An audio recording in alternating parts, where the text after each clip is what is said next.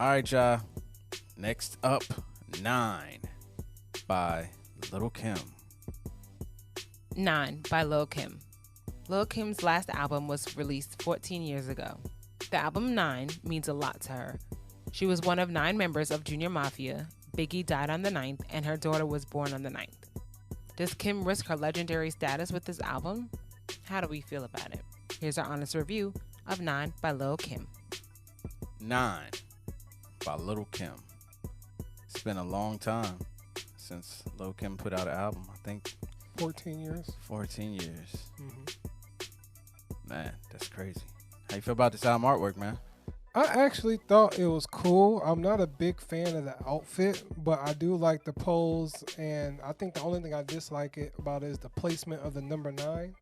I mean, I'm just like really anal when it comes to placement of letters and everything. But other than that, I like the color tone of the whole album and everything like that. But the outfit is okay. It's a little bit too much. Okay. What you think? It was cool. The flow of this project, man, it was 9 songs of Lil Kim kind of doing what people are doing now. Like, she kind of tried to blend.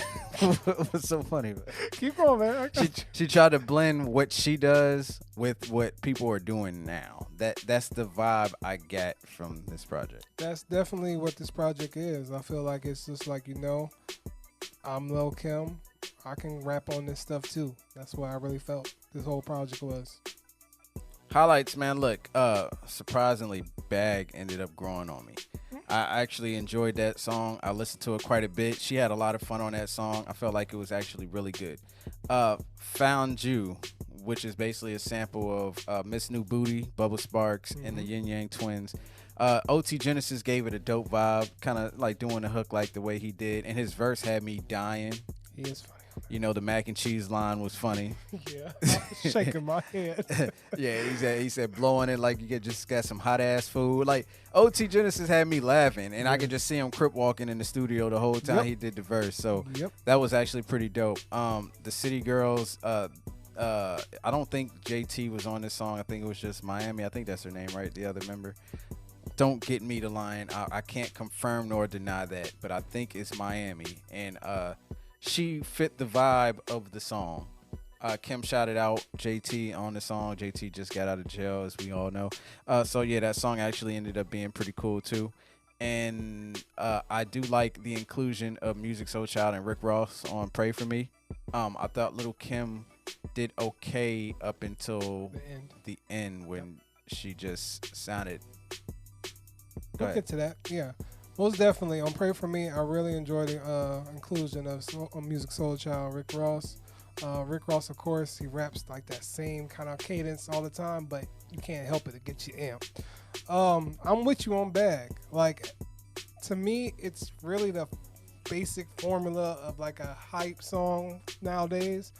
But I think that she caught that wave, as we were saying, this is an album her trying to get on today's sound.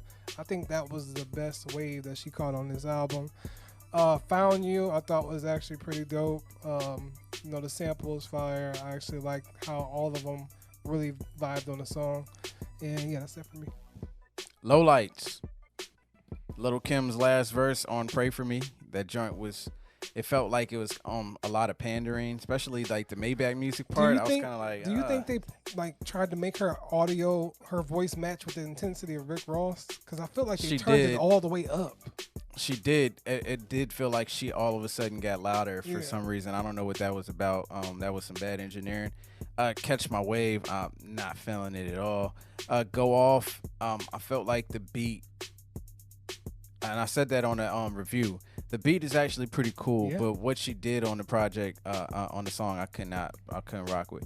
You Are Not Alone. I had a lot of issues with her singing the Michael Jackson "You Are Not Alone" part at the end because I was just like, you know what, this wasn't that bad until you did that. Now I felt like I have to thrash the whole song because that just didn't fit. It just felt like a really bad call. It's like one of those things where you're just be chilling and you're kind of like, I guess that wasn't that bad, and that thing gets added at the end, and you're just like, you just murdered the whole thing.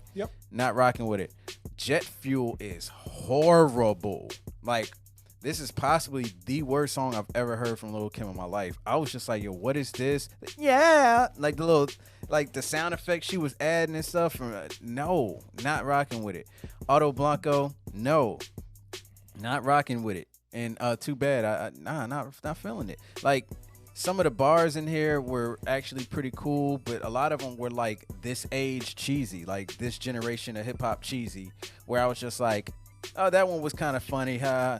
Nah, that was straight trash. I can't believe you even said that. That was really whack. That was really corny. So I was disappointed with a lot of the songs on this project, as you can see. Yeah, Catch My Wave, I wasn't feeling it. It just sounded like That Rich the Kid do his thing. I mean, he does what he always does. There really wasn't nothing else to be special with. In other words, nothing. Nothing. Go Off, like you said, is a dope beat, but I can't get with it because it just doesn't sound commanding enough with the intensity of the beat. Too Bad was bad.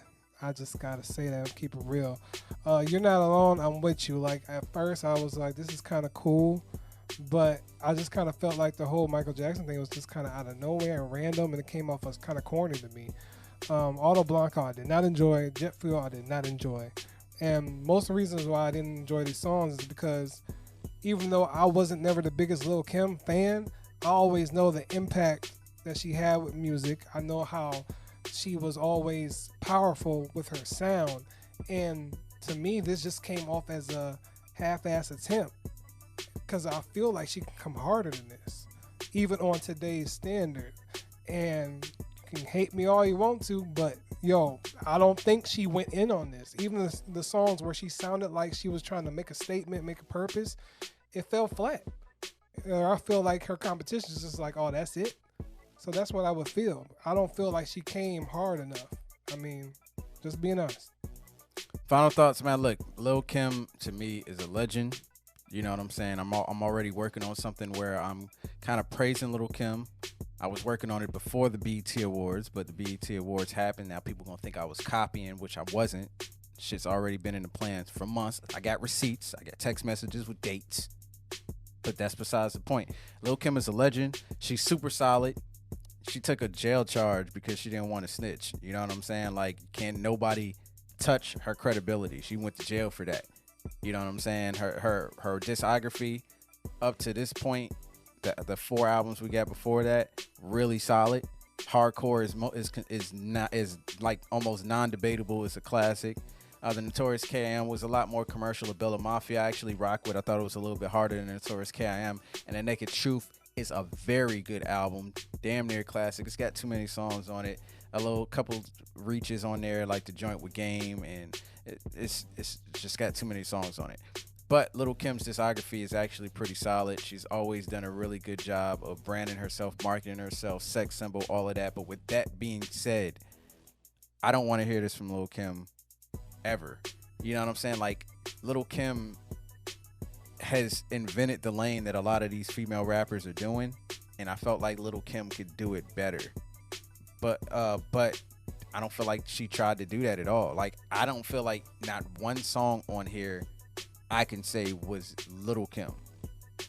You know what I'm saying? Like, the Found You is the closest you get verse wise from her, but it's still like what people are doing now, where they find a hit song from the 90s, 2000s, redo the whole joint. Like, don't even sample it, just redo it.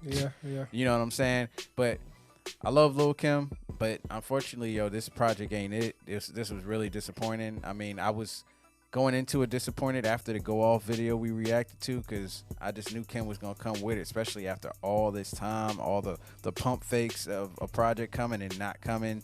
This was really disappointing. Yeah, there's nothing really much else I can add to that, because I'm just coming off as musically, disappointed. I ain't really getting nothing that, I was too amped about or too excited about. Y'all can take it as hating, or I don't know Lil Kim and all this other stuff, but it just didn't come off as anything that was actually sat with and like, yo, you need to do something like this, or you should do this. Like, I just felt like she didn't really prove anything with this project.